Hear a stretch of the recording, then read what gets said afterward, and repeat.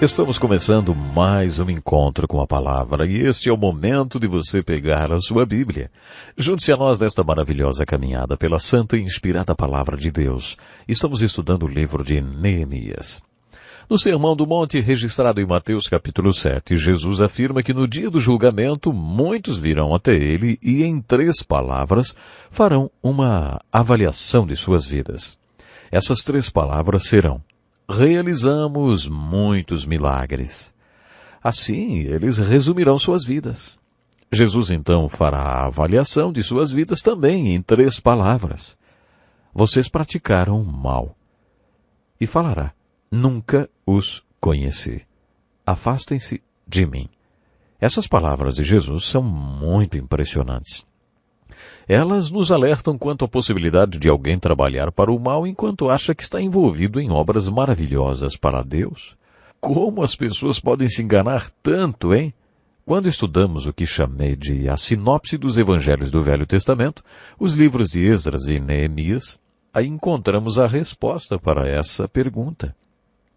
Em nosso último estudo analisamos esses 2 livros. Uma das coisas que eles têm em comum é o tema que é a obra de Deus. O livro de Esdras nos mostra alguns princípios que devem ser aplicados por alguém que deseja realmente fazer a obra de Deus. O livro de Neemias nos mostra as características do líder que Deus procura para que sua obra seja realizada, quer ela seja realizada através de uma pessoa ou de um povo. Estudamos os livros de Esdras e de Neemias juntos porque esses 2 livros do Velho Testamento são gêmeos. Já vimos em que os 2 são semelhantes. Agora vamos começar a analisá-los separadamente. Em nosso último estudo vimos os 5 princípios que devem ser aplicados por alguém que deseja realizar a obra de Deus. Vimos que Deus, que age por trás de tudo, sempre dará evidências claras para que aqueles que serão agentes do seu trabalho possam realmente fazer o trabalho. Vimos que o 3º princípio é que Deus faz os primeiros movimentos por trás de tudo, dando orientações claras a respeito do seu trabalho. Deus também provê todas as condições necessárias para que sua obra seja realizada. Depois observamos o 4º princípio que funcionará se a obra do povo for realmente uma obra de Deus. Deus não apenas supre, Deus provê infinitamente mais do que tudo que pedimos ou pensamos. O apóstolo Paulo nos exorta a entendermos as estratégias de Satanás. Não podemos ignorar os artifícios do inimigo. Ele é enganador. Satanás gosta de imitar e de enganar. Uma das maneiras que Satanás usa para tirar nossa atenção do melhor de Deus para as nossas vidas é: o maior inimigo do melhor é o bom. Quando Deus está trabalhando através de você, você experimenta o melhor de Deus. Satanás não quer que você viva o melhor de Deus. Ele é muito esperto e sabe que não vai impedir que você faça a obra de Deus tentando você a roubar um banco. Ele vai tentar você a fazer alguma coisa boa. Se Deus quer que você seja um médico missionário e se isso é o melhor de Deus para a sua vida, Satanás vai tentar você a ser um bom médico. Ele usará alguns dos seus melhores amigos para dizerem: ei, nós precisamos de bons médicos aqui. Por que é que você tem que exercer sua carreira no norte do Paquistão? Você vai tratar deles, mas eles nunca se converterão. Ao norte do Paquistão, a menos de 300 quilômetros da Rússia, China e Afeganistão, conheci alguns médicos. 4 deles eram cirurgiões que estavam servindo a Deus naquela região há 25 anos. Eles não tinham visto nenhum muçulmano se converter, mas estavam tratando de muçulmanos desde que se convenceram de que Deus tinha um lugar para eles ali e que estavam cumprindo o chamado de Deus naquele lugar. Eles me disseram que Satanás estava sempre usando os amigos e a família, através de cartas ou durante suas férias em casa, dizendo as mesmas palavras que eu usei anteriormente. Ei, nós precisamos de bons médicos aqui. Eu gostaria de continuar falando desse princípio do livro de Esdras sobre fazer a obra de Deus e não a do homem. Um 6º princípio que Esdras apresenta para nós está intimamente ligado ao princípio que acabamos de ver. Fique sempre preparado para a oposição que virá quando você tentar fazer a obra de Deus. Algumas vezes, quando as pessoas se dispõem a fazer a obra de Deus, assim que encontram oposição, perguntam: será que eu não entendi o sinal? Não segui bem as orientações? Será que estava tudo errado? Essas perguntas sugerem que a pessoa achava que não haveria oposição alguma quando está fazendo a obra de Deus. Há uma força do mal nesse mundo que trabalha através das pessoas, assim como o poder de Deus e do bem também trabalha através das pessoas.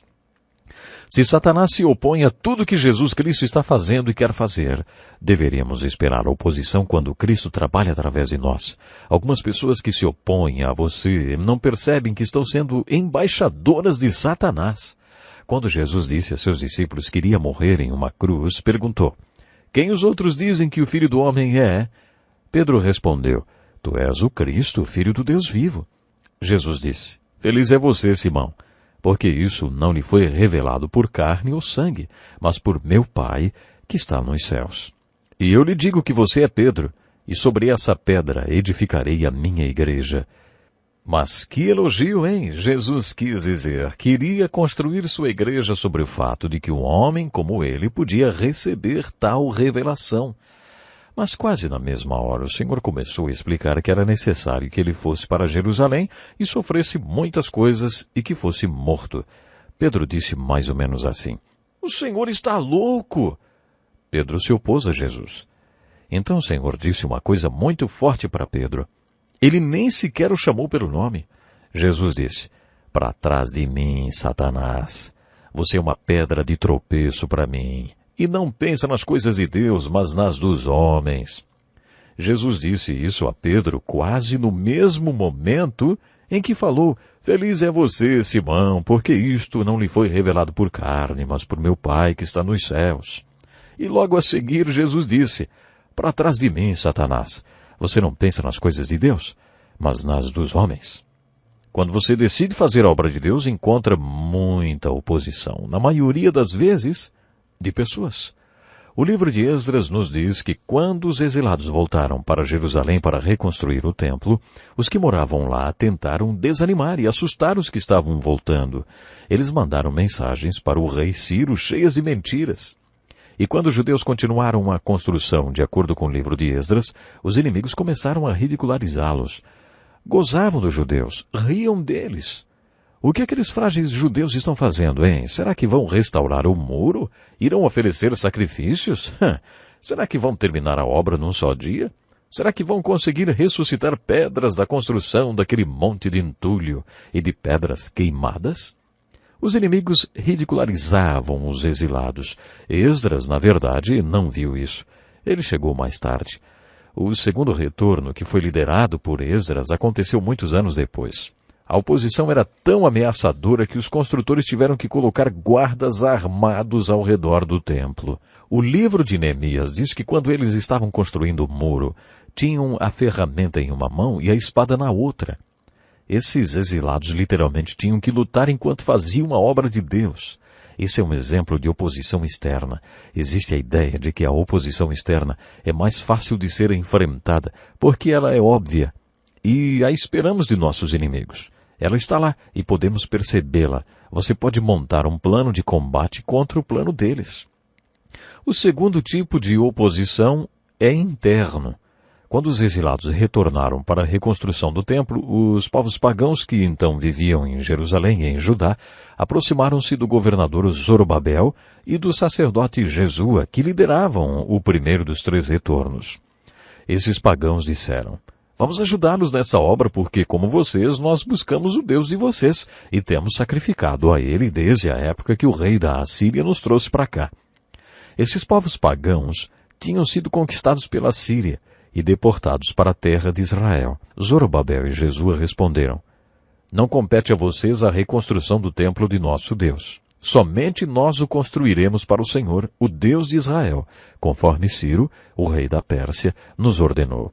Zorobabel e Jesua estabeleceram um princípio em relação à obra de Deus. O povo de Deus deve fazer a obra de Deus. Eu vou dizer mais uma vez, e eu vou repetir porque talvez você não entenda de primeira.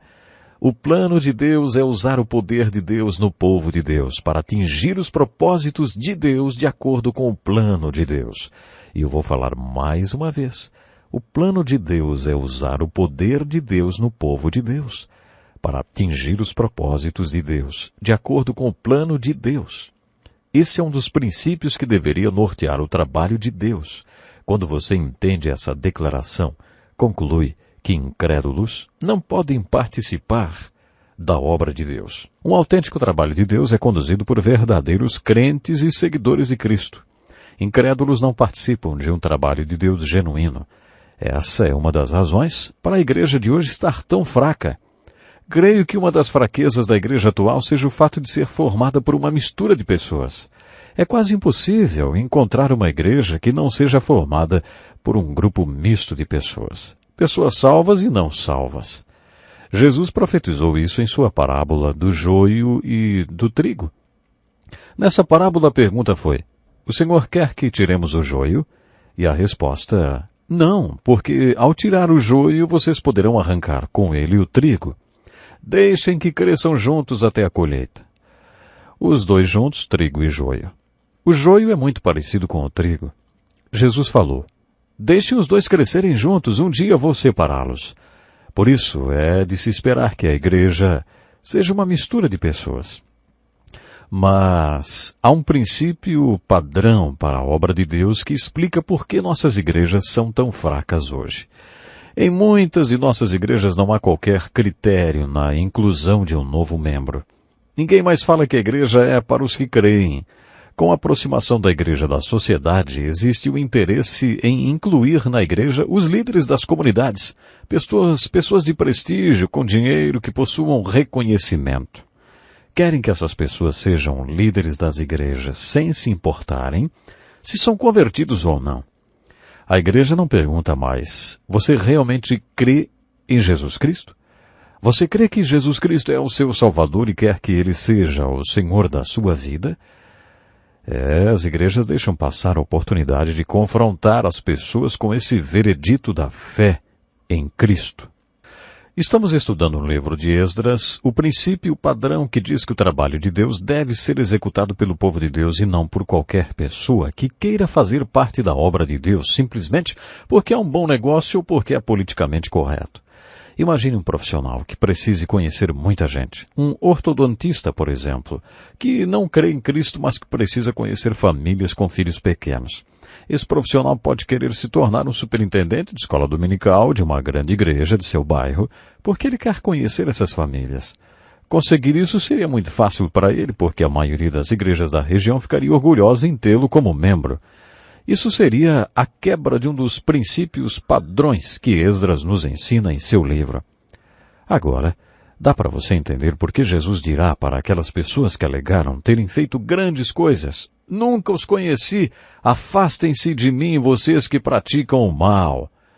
O princípio padrão número 7 é: Deus faz os primeiros movimentos. O Deus que orienta e que provê tudo o que é necessário para que sua obra seja feita derrubará qualquer oposição contra a sua obra. Essa promessa, princípio tão bonita, encoraja e traz esperança para os servos do Senhor que fazem a obra de Deus, combatendo a oposição com fé, espalhados por todo o mundo.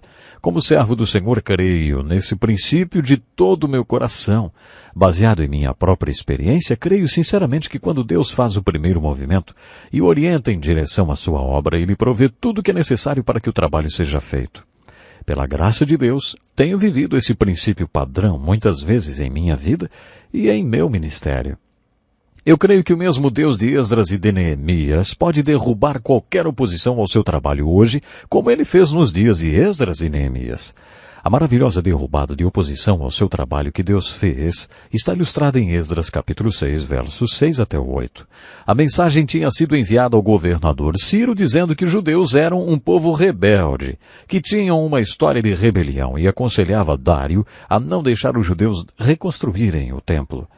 A oposição inventou muitas mentiras contra os judeus. Por um tempo a obra de reconstrução foi proibida, até que os babilônios fuçaram em seus arquivos e descobriram que Ciro realmente tinha decretado a liberdade deles e fornecido material para que o templo pudesse ser reconstruído. Portanto, a resposta àquela mensagem foi: mantenham-se afastados de lá. Não interfiram na obra que se faz nesse templo de Deus. Além disso, promulgo o seguinte decreto a respeito do que vocês farão por esses líderes dos judeus na construção desse templo de Deus. As despesas desses homens serão integralmente pagas pela tesouraria do rei, do tributo recebido do território a oeste do Eufrates, para que a obra não pare. Você está vendo como Deus derrubou a oposição? Esse é outro princípio padrão para o trabalho de Deus ilustrado no livro de Esdras. Mais um princípio padrão no livro de Esdras é o seguinte: os espectadores pagãos serão salvos enquanto assistem o povo de Deus executarem a sua obra. Uma vez vi uma placa na casa de uma senhora crente. Estava escrito: atenção, Deus trabalhando. Que pensamento bonito! Você já viu Deus trabalhando? Você já viu um trabalho que só podia ser um trabalho de Deus, porque não havia maneira de realizá-lo, senão com a intervenção divina? Quando as pessoas veem Deus trabalhando através de nós e sabem que somos apenas vasos terrenos e que o trabalho que está sendo feito não poderia ser concluído por nós, é aí que elas começam a perceber que aquele é um trabalho de Deus. Começam a pensar que talvez seja realmente um trabalho de Deus. Começam a entender o que Paulo quis dizer quando afirmou que Deus é o que move todas as coisas e é a fonte de todas as coisas e o poder por trás de tudo que seu povo faz. É dessa forma que prestar atenção no trabalho de Deus salva as pessoas. Em Esdras capítulo 6, verso 21 e 22, lemos que alguns dos incrédulos que tinham sido exilados em Judá afastaram-se dos seus costumes imorais e uniram-se aos israelitas na adoração ao Senhor Deus durante a festa dos pães asmos. Isso é diferente do que vimos no princípio padrão anterior. Não são incrédulos que se aproximam dizendo: olha, nós queremos nos envolver na obra de Deus, queremos ser oficiais da igreja. Não, não, não. Isso é outra coisa. Quando as pessoas pagãs eram salvas, quando experimentavam o que o Novo Testamento chama de novo nascimento, passavam a pertencer ao povo de Deus, tornavam-se parte do povo de Deus através do qual Deus quer fazer a sua obra nesse mundo. Chegamos ao princípio número 9. Todos aqueles que estão envolvidos na liderança do trabalho de Deus encontrarão o trabalho de Deus revelado na sua palavra. Esdras é um exemplo disso. Ele tinha determinado em seu coração estudar a palavra de Deus, obedecê-la e ensinar em Israel os estatutos e julgamentos revelados nela. Quando estudamos o caráter de Esdras em nosso último encontro, descobrimos que ele é um dos exemplos mais bonitos de homem de Deus na Bíblia. Esdras era descendente de Ilquias, que tinha descoberto os rolos das Escrituras no templo na época do rei Josias. A descoberta de Ilquias reacendeu o interesse do povo pela palavra de Deus. A vida e ministério de Esdras mantiveram acesa a chama do interesse pela palavra de Deus. Agora Esdras sabia o que era a obra de Deus porque ele estava conhecendo a palavra de Deus. Depois que essa missão foi cumprida, Deus quis instituir um importante ministério de ensino no templo. Foi por isso que Esdras voltou com todos os seus escribas e sacerdotes para ensinar no templo. Um bom exemplo disso é Cameron Townsend, que começou o movimento Wycliffe de tradutores da Bíblia. De onde Cameron Townsend tirou a ideia de que deveria haver um movimento para a tradução da Bíblia para os diferentes idiomas dos povos de todo o mundo? Ora, ele leu na Bíblia, em Apocalipse capítulo 5, verso 9, que no último dia ao redor do trono, nos céus, haverá pessoas que terão sido redimidas de todas as tribos, povos e línguas. O Espírito Santo soprou em seus ouvidos. Como chegaremos a esse ponto? É claro que eles ouvirão o Evangelho em seu próprio idioma. Cameron Townsend teve a visão dessa obra. Ele ficou incomodado com a necessidade de oferecer a linguagem escrita para todos os diferentes povos do mundo, de ensiná-los a ler e a traduzir a palavra de Deus para o seu idioma. O 11º princípio, padrão, está associado à palavra de Deus e é muito realista. Descobrimos que esse princípio padrão para a obra de Deus no livro de Esdras é verdadeiro e tem sido ilustrado através da história da igreja. Geralmente, depois que a obra de Deus é concluída, ele permite que seu agente humano caia, para que fique claro para todos que a excelência do poder era de Deus e não do homem. Você percebe isso no livro de Esdras e no livro de Neemias, porque nos dois livros, depois que a obra foi concluída, o povo afastou-se de Deus. O povo de Deus assimilou aqueles costumes horríveis dos povos pagãos que viviam naquela terra. Mais ou menos no mesmo ponto dos 2 livros de Esdras e Neemias, você lê a descrição da queda moral e espiritual do povo. Esse é um padrão triste e sério na vida de muitos dos grandes homens de Deus. Pode ser que Deus queira nos mostrar que Ele é a fonte do trabalho e nós somos apenas vasos terrenos. Há outra razão para isso acontecer, dessa vez por causa de Satanás. O princípio padrão número 12 para a obra de Deus no livro de Esdras é esse. Depois que Deus trabalhou através de um homem e concluiu a obra de Deus na terra através deste homem, o inimigo, Satanás, gosta de tirar o crédito do instrumento dessa obra. Uma vez ouvi um pastor dizer em uma grande conferência para pastores: tome muito cuidado com o que você fala depois de ter sido usado pelo Espírito Santo em um culto ou em uma pregação, hein? É comum as pessoas falarem as coisas mais estúpidas depois de terem pregado um ótimo sermão. Várias semanas depois fiz uma ótima pregação no culto da manhã de um domingo. Depois do culto, enquanto cumprimentava as pessoas na saída do templo, cumprimentei a um casal. A jovem senhora parecia estar no 10º mês de gravidez. Quando olhei para ela, quis dizer: vocês são novos na cidade? Porque muitas famílias que frequentavam nossa igreja tinham acabado de mudar. Ao invés disso, olhei para ela e disse: bom dia, vocês são casados? Ela olhou para mim chocada e ofendida. Eu nunca mais os vi na igreja outra vez. Eu pensei comigo mesmo: acho bom sempre me lembrar das palavras daquele pastor. Depois que o Espírito Santo usar você, dê uma volta, procure ficar quieto. Qualquer coisa menos tentar ser sociável, para evitar que você fale alguma besteira. Resumindo tudo isso, o que Esdras está nos dizendo o plano de Deus é usar o poder de Deus no povo de Deus, para cumprir os propósitos de Deus de acordo com o plano de Deus. Você faz parte do povo de Deus? Você tem consciência do fato que é um canal do poder de Deus? Espero que você possa responder sim a estas perguntas. Deus está esperando que você venha a ser um canal de muitas bênçãos, para ser usado por Ele. Até o nosso próximo programa. Este é um estudo escrito pelo Dr. Dick Woodward, na voz do pastor Edson Bruno.